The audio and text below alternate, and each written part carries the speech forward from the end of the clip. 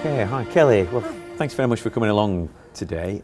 We've got a short period of time, so what would be a good way of using that? So I'm coming up on a career change. I'm currently working at the university that I studied at, and then my contract is going to end in the next couple of months. And then consequently, after my contract ends, my visa will end. So I am out of job and out of country. So I'm preparing for quite a big move.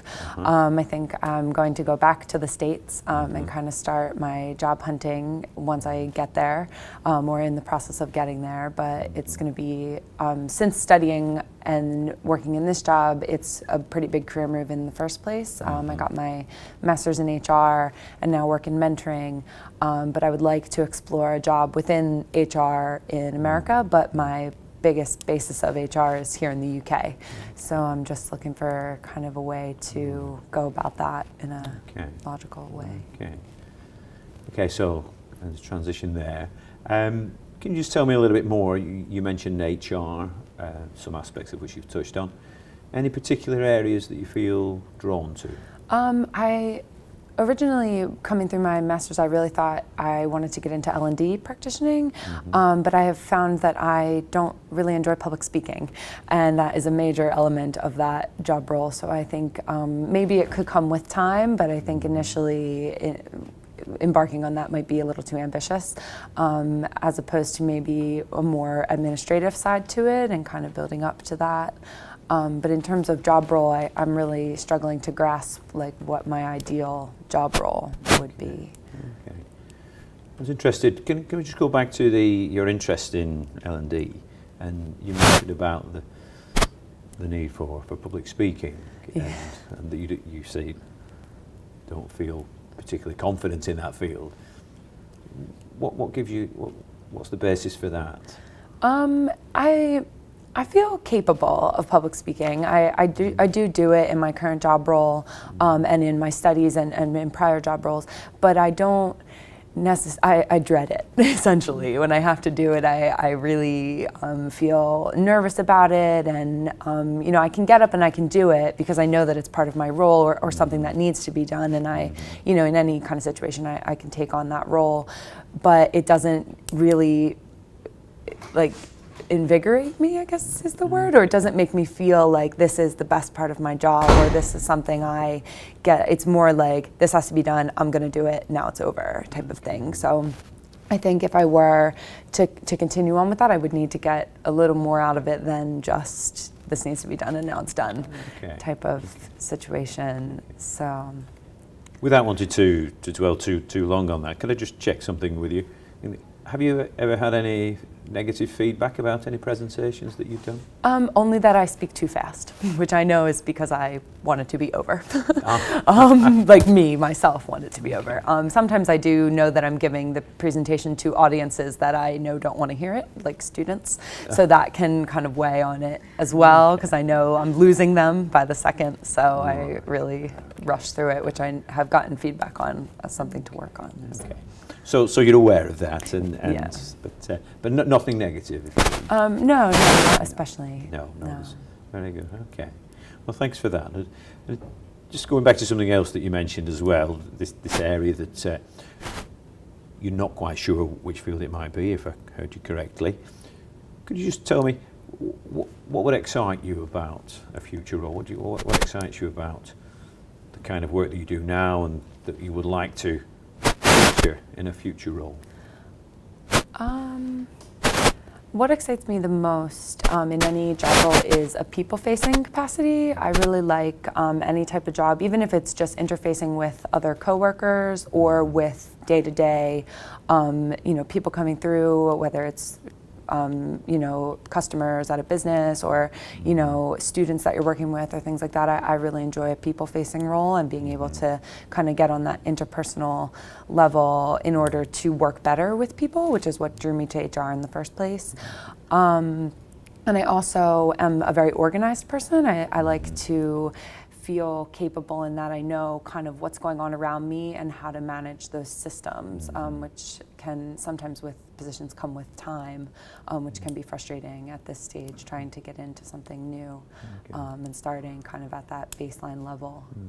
Okay.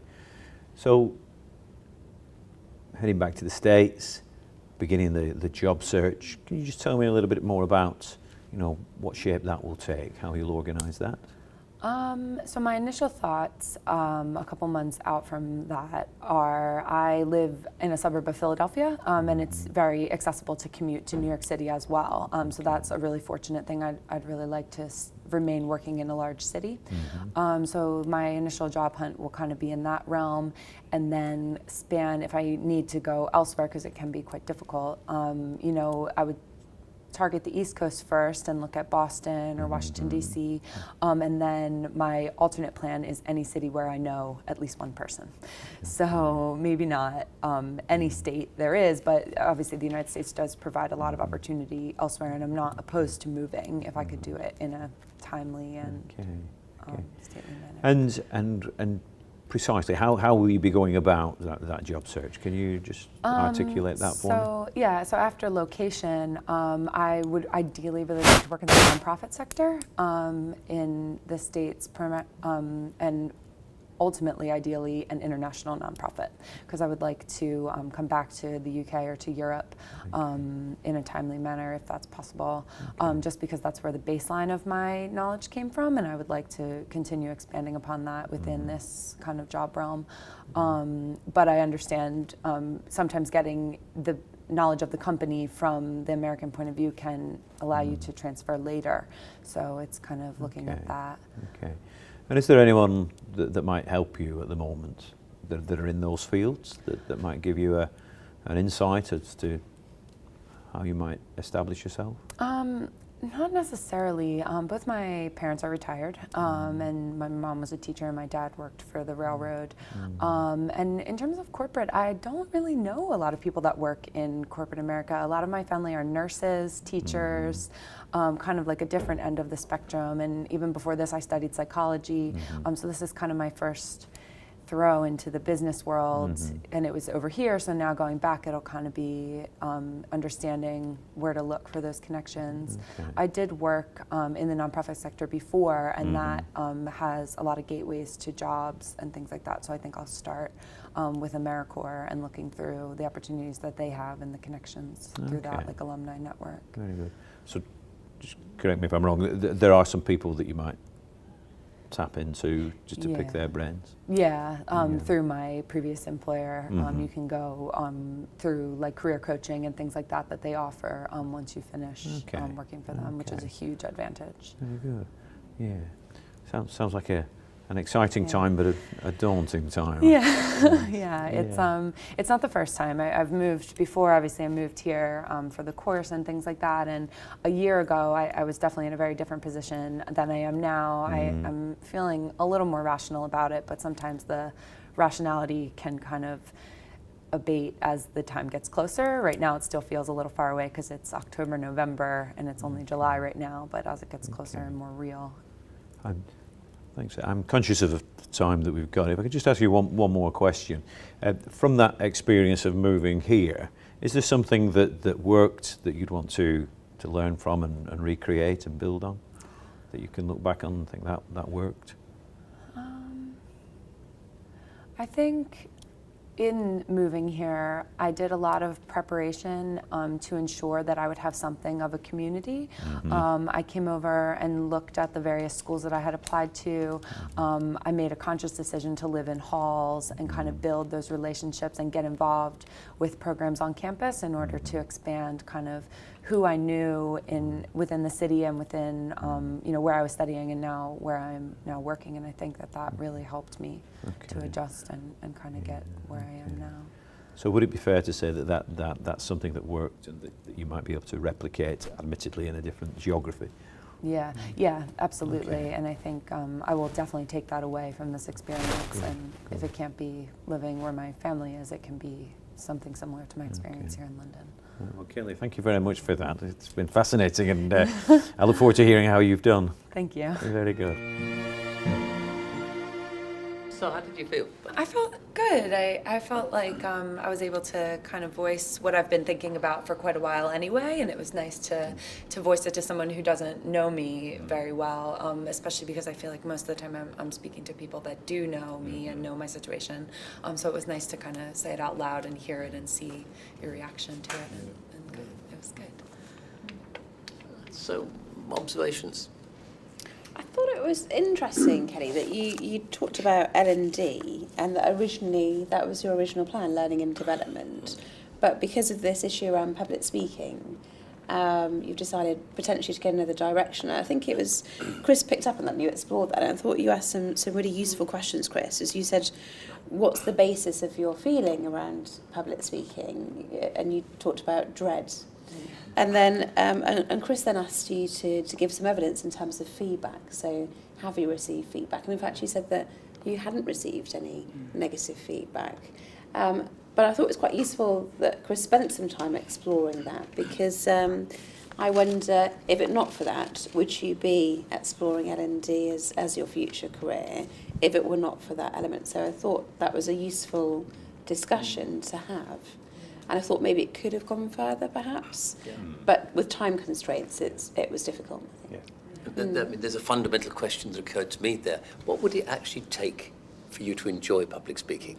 Yeah, and I cannot answer that. I understand like what. Well, that's in some ways that's the definition of a good question. Yeah. That you know it is relevant, but it takes time to answer it. Yeah, absolutely. I would have been quite tempted to have explored that a little bit if you, just because you're in a teaching role and it's a very similar thing. So, yeah, but I thought Chris's questions were very good. They got you to moving through, but also thinking about the important issues that were, and some of the practicalities as well. What would it take for you to do this? And, I think I was conscious of the time, and yes. I thought I was very tempted to stick with the presentation one.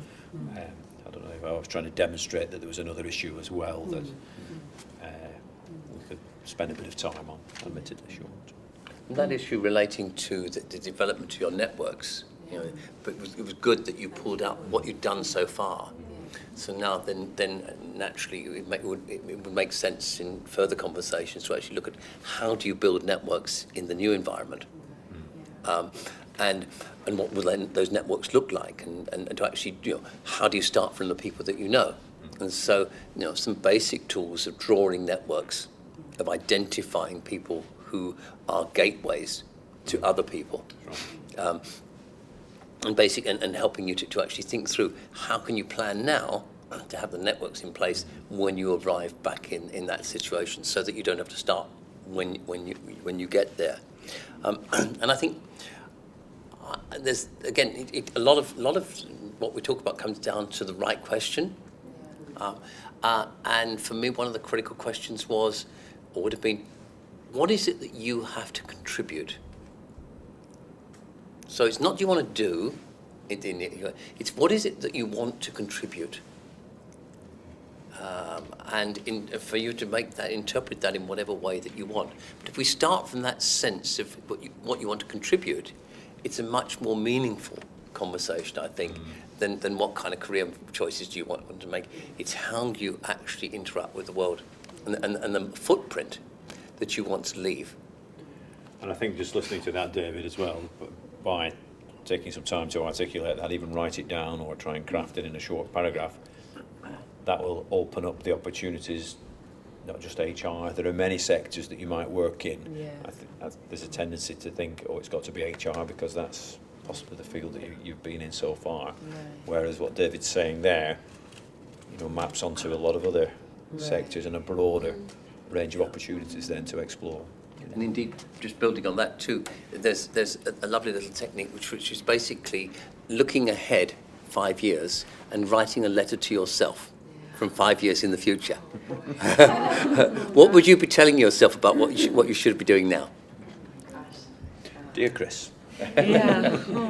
But I did think that, Chris, you asked a really good number of open questions and closed questions as well, just from your previous observation, David, I think you asked some really excellent open questions on different areas, whether it be what worked towards the end to kind of help you to rethink or reevaluate how you settled in the UK, having come from US, and also right in the beginning any negative feedback around presentations, so kind of exploring the fears. So you ask some really open questions, but at some points you ask closed question, where do you want to go? I mean, some yes or no questions, which kind of kept things going in a really nice space.